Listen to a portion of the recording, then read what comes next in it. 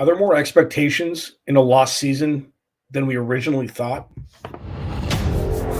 You are Locked On Cardinals, your daily Arizona Cardinals podcast. Part of the Locked On Podcast Network, your team every day.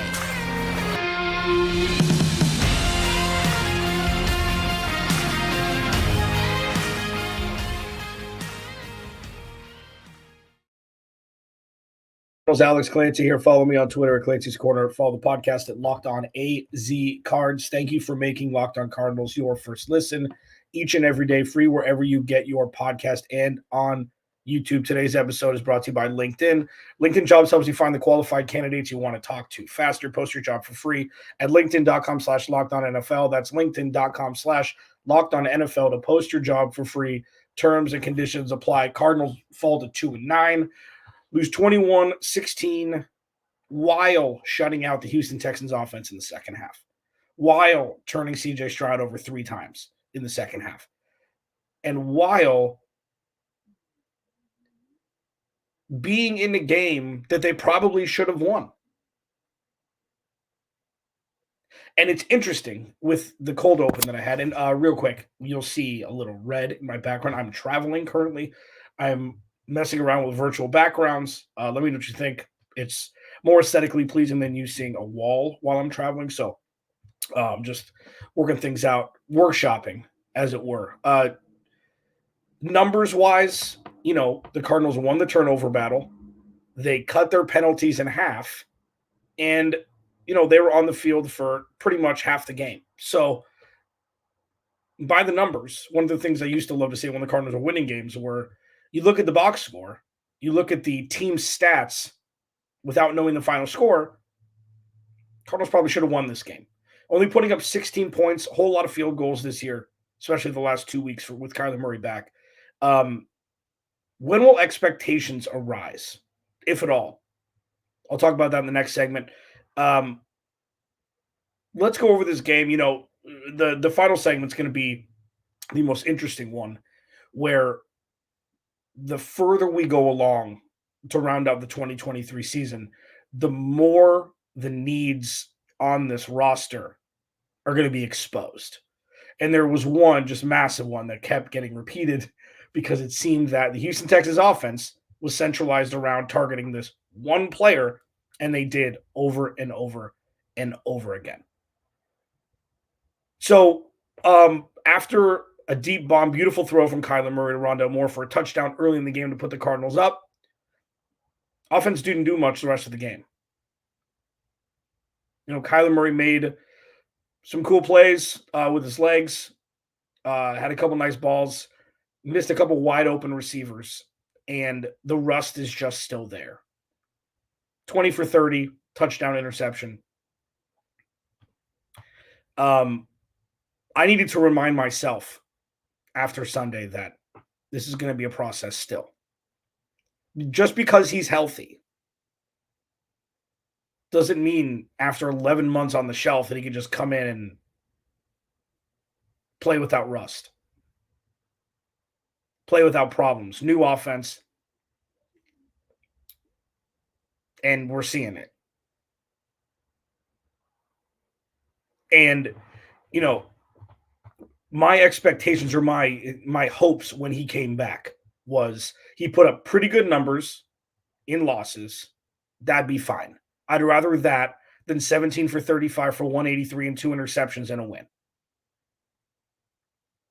You want to see what you've got from Kyler Murray. And I implore Cardinals fans, people especially who don't like Kyler Murray specifically, don't just look at the Cardinals in a vacuum with this.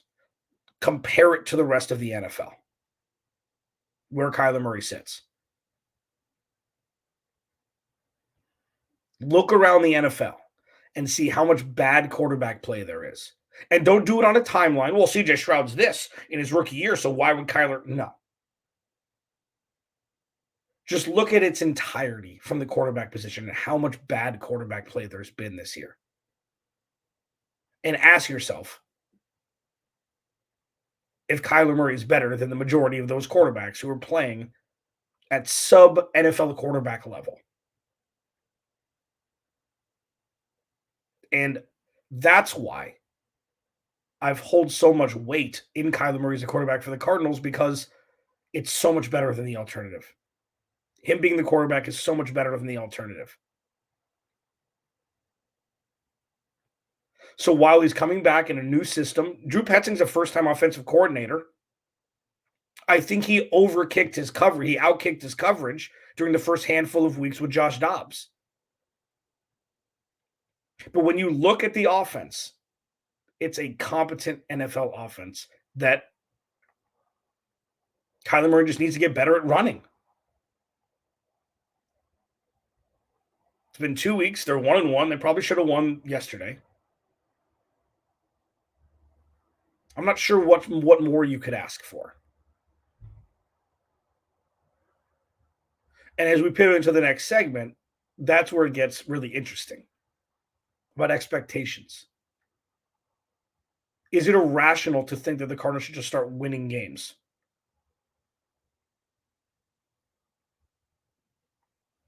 But, going back to yesterday, there were a couple things that stood out.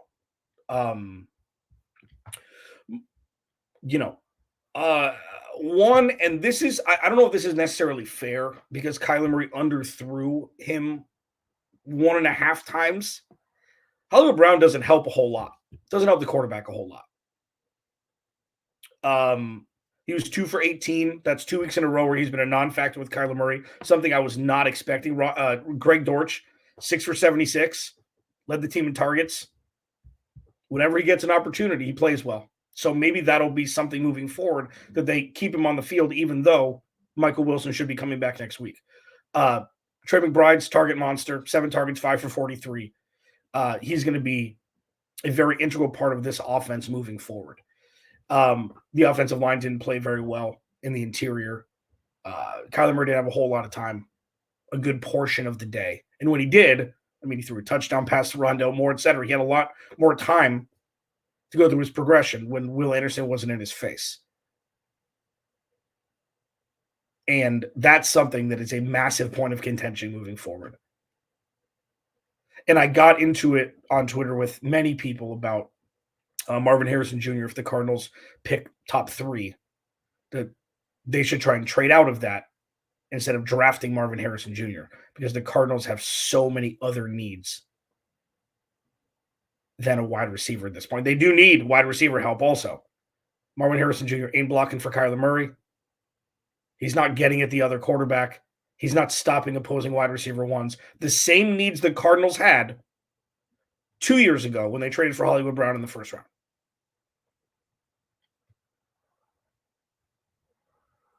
So what we saw on Sunday was a team that is starting to figure it out a bit. Kyler Murray knocking the rust off, but still not playing great football. And I don't know if the expectations are fast-forwarded to a shorter timeline because Kyler Murray's back. Is that irrational to think?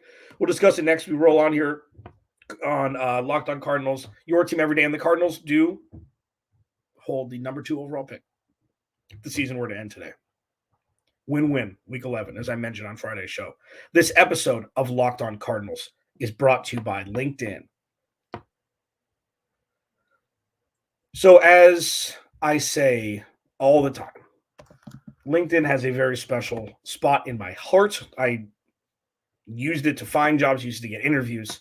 And if you're looking for good employees to fill out your roster, LinkedIn Jobs has you covered. Okay, you have to check it out. They help you find the right people you want to talk to faster and for free. So you make a post, you add the job and the purple hashtag hiring frame to your LinkedIn profile to spread the word that you're hiring. You can use screening questions to make it easy to focus on candidates with just the right skills and experience, so you can quickly prioritize who you'd like to interview and hire. And it's why small businesses rate LinkedIn Jobs number 1 in delivering quality hires versus leading competitors. LinkedIn Jobs helps you find the qualified candidates you want to talk to faster. Post your job for free at linkedin.com/LockedOnNFL. That's linkedin.com/LockedOnNFL to post your job for free. Terms and conditions apply. Cardinals lose 21-16 kind of a ugh, post first drive for the Cardinals on offense. Uh, it's this is starting to get to the point in the season where you just sick of the Cardinals losing.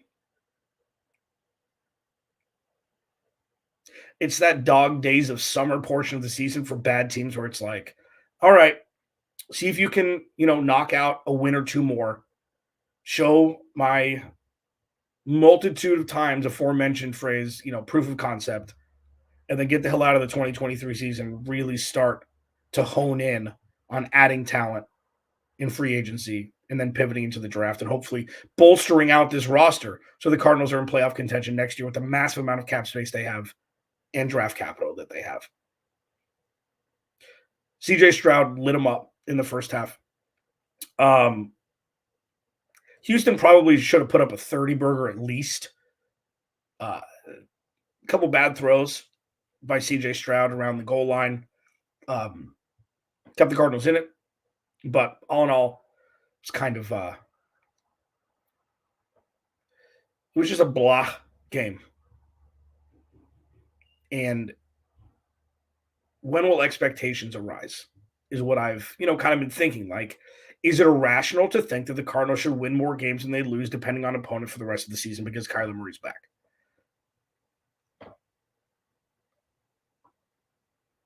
Yes, I think. What are the expectations for the Cardinals moving forward? Have they changed? Or has it always been part of the novel that was written before the season started? Like, this is what 2023 is going to be. You're going to figure out what you have in Kyler Murray, and you're just going to kind of sludge through it, get out on the other side, and start fresh. And I think that is kind of the rational way to look at it. Nothing's changed. Should expectations, arise? Like, should the Cardinals expect to win games? Well, I guess you always expect to win games. You prepare yourself, you leverage the talent that you do have, and you try to expose the opposing team's weaknesses. But I think that, and I know if you've listened to this podcast for a second every day, as I know you have, this is your first listen to Locked On Cardinals. Thank you. I am on the side that Kyler Murray is right for the future for this team. And I give him until the end of the year to figure it out. Now, they're going to be playing some tough opponents later in the year. Okay.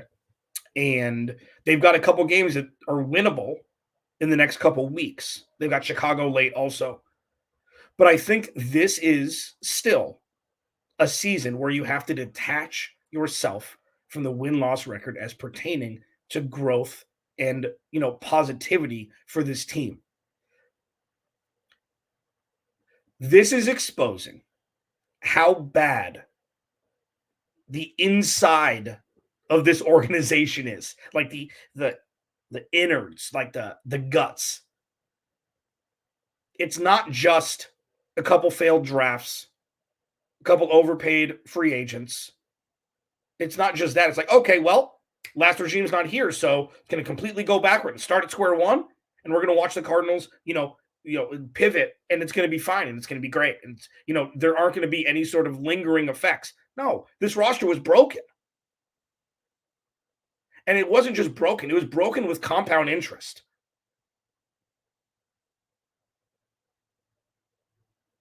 One thing I like to say is that the foundation of this team and the roster had cracks in it, and it was being held together by crazy glue and Band-Aids.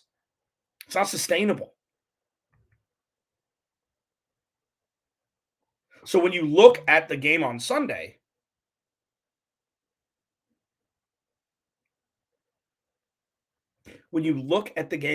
it just exposes how much further the Cardinals still have to go as pertaining to building out this roster. Nick Rallis has done a great job. In my humblest of opinion.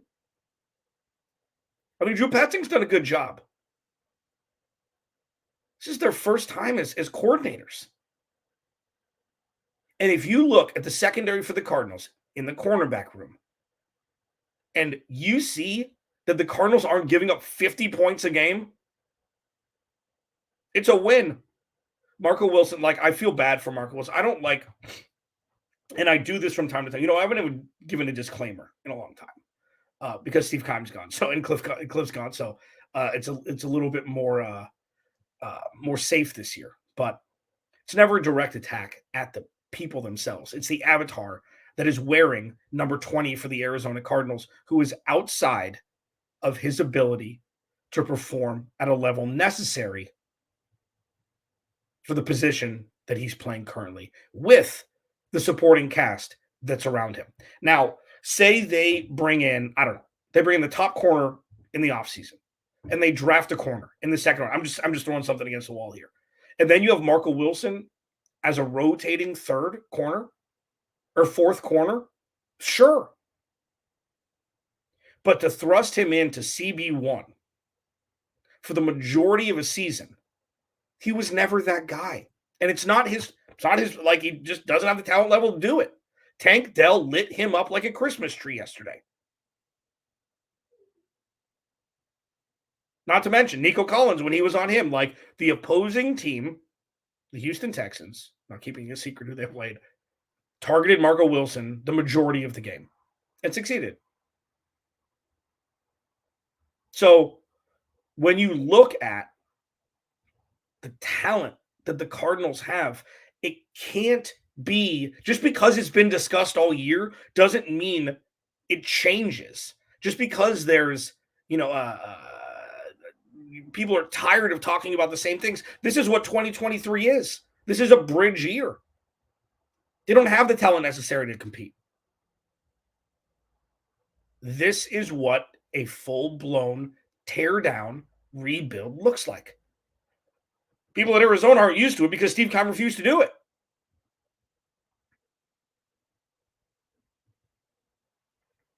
So when it comes to expectations, when will they arise? I guess you can make an argument that they should immediately because Kyler Murray's back and he's the QB1 for the future. He should be winning more games than he loses. Sure, and that's, it's not a bad thought process on it. Not a bad look or angle at where the Cardinals are now, even though they're 2-9. Like, I get it. I'm not being sarcastic. I get it. And it's focusing on, like, I'm so excited to not have to say this anymore. It's focusing on the wrong things in 2023. It's not like, oh, yeah, play well and lose. That's not, I'd rather the Cardinals win every game on their way out. And I've said that and I mean it. But focusing on an offense that's, or a roster that's broken, and players getting better incrementally, starting to find who your stars are going to be for the future, who you're going to ride with for the future in 2024, who are a part of the long-term vision of Monty Ossenfort, because he knows, and we know now, that if he doesn't see you as a long-term part of this team, see ya. That's it. See ya. That's the focal point here. And yeah, sure. You want to have the conversation that Kyler Murray may not be the guy. It'll be nice for him to just prove people wrong, or not. Like, I'm not saying that the door is closed, that Kyler Murray is going to be the quarterback for the next, 5 years for the Cardinals. I'm also saying that just because there seems to be a star-studded quarterback class coming out doesn't mean that drafting one is better than having Kyler Murray. Well, the cap implications. Stop it. We have no idea what those quarterbacks are going to be. We do know that at full strength, with a good roster, Kyler Murray is a fringe MVP candidate. We've seen it. He's a Pro Bowler. You know, few Pro Bowlers are starting for NFL teams right now. Less than half. Appreciate what you've got, even if it's not perfect. Alex Lancey, Locked On Cardinals, your team every day. Where are the needs that have just been glaring? Just glaring that we saw after the Week 11 loss to Houston. Let's discuss it as we roll on here. Locked On Cardinals, your team every day.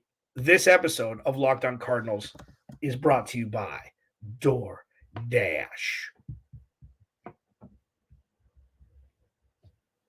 I use DoorDash a lot. I do. I work from home, both jobs. It's difficult to get out sometimes. I don't always want to cook for myself. And DoorDash just has you, for anything you need. Okay? Like, yeah, you can order pizza, wings, soda, burgers during game day, sure. And DoorDash has restaurants that, they'll go pick up and deliver for you. But like, say you want, I don't know, charcuterie boards, bread boards. There's a place that I mentioned a lot called Postino that I love. It's lighter fare. They don't deliver on their own. DoorDash gets them for you. You can expand your horizons to be able to get a lot of food that you want that isn't necessarily just burgers and wings through DoorDash. And what makes it even better is you can get 50% off up to $10 value when you spend $15 or more on your first order when you download the DoorDash app and enter code LOCKED23. Get 50% off up to a $10 value when you spend $15 or more on your first order when you download the DoorDash app and enter code LOCKED23. Subject to change, terms apply. Cardinals lose 21-16. It was a weird game to kind of just like crunch the numbers on. Because you look at the Cardinals defense blanking the Texans in the second half after they put up 21 points in the first. Doesn't make any sense. They turn the ball over 3 times. It's like, okay, starting to get better. Jalen Thompson with a massive bait interception in the end zone of C.J. Stroud. C.J. Stroud didn't even see him. So it's like, okay, got it. A large portion of the game, they did get a couple sacks on C.J. Stroud, but large portion of the game, C.J. Stroud was having my proverbial tea party back there, just chilling, waiting for plays to develop, and then finding guys down the field. But, the defense played okay. They've played okay all year, and the gap between okay and great is more talent. The interior of the offensive line continues to be a problem. And it has been, for 7 or 8 years? I don't really know what more to say about it at this point, but Kyler Murray needs to be protected, or none of this is going to work. And he was running for his life for more than you'd want him to be running for his life on Sunday. The debate that I was having on Twitter about, Marvin Harrison Jr., et cetera, and the Cardinals having so many more needs than just wide receiver. They definitely need wide receiver also. But when was the last time a wide receiver that went, top 5 overall won their team a Super Bowl? I mean, and another thing that the comparison to Larry Fitzgerald going number 3 overall. Larry Fitzgerald had more receiving yards and more touchdowns in 2 years than Marvin Harrison Jr.'s had in 3. Okay, so let's not compare Marvin Harrison Jr. to a top 5 wide receiver of all time yet. Let's wait until he plays football first. People use the term, transcendent talent. Yes, I see that your favorite analyst says that all the time. Maybe let's kind of see him play football first. That's just maybe. Look at his numbers against good teams this year. Not great. And the Cardinals have so many more needs than wide receiver. Yes, they need wide receivers. This is the full-blown teardown. Hollywood Brown is not doing himself any favors for that contract extension. He is not. We'll see what happens when Michael Wilson comes back. They'll need some size on the outside. Marvin Harrison Jr. would bring that. I get it. I get that he could be a Pro Bowler his rookie year. I completely understand it. And if Kyler Murray doesn't have time to throw him the ball, it ain't going to matter. And yes, I understand Jamar Chase was drafted number 5 overall by Cincinnati instead of Penny Sewell. I remember that. They had a great run. And what did the last play come down to? Joe Burrow getting sacked and not having enough time to throw the ball. After getting sacked 8 times in a playoff game and somehow being able to circumvent that for a win. And Joe Burrow's been hurt a large portion of his time in the NFL. Maybe offensive line would help with that. Maybe not. Maybe I'm not a doctor. the needs the Cardinals have more than wide receiver, in no particular order. Offensive line, namely left tackle, and then both guards, cornerback, all of them. If you told me they drafted 2 corners in the first round, okay, I can get on board with that. I wouldn't. I mean, that's a little, even for me, it's a little. Pass rush, okay. Interior defensive line. So we're at 4 now, and probably another corner, probably another offensive lineman. And yes, I understand free agency happens, and I understand that the Cardinals have more draft picks than just their first one that's going to, potentially be in the top 5. They have so many needs, and we're starting to see it's been pseudo glaring all year. It's really starting to be like, oh, yeah, this is really bad. Because, as seasons go on, players get more more wear and tear on your body. Like, these players are human beings, believe it or not, whether, you forget that sometimes. So Marco Wilson has completely just fallen. Like, it didn't start great, and it's gotten worse. So when you talk needs, the Arizona Cardinals they need everything except for quarterback and safety. Probably, maybe you want to draft a younger safety in the later rounds. They need everything. And drafting a wide receiver just seems irresponsible when there's so many other things that winning organizations focus on in the draft more than wide receiver. We'll see. Cardinals lose 21-16. Tankathon Tuesday is tomorrow, the final segment. I'm stoked about it. And again, if you haven't seen Tankathon Tuesday, it's not what you think.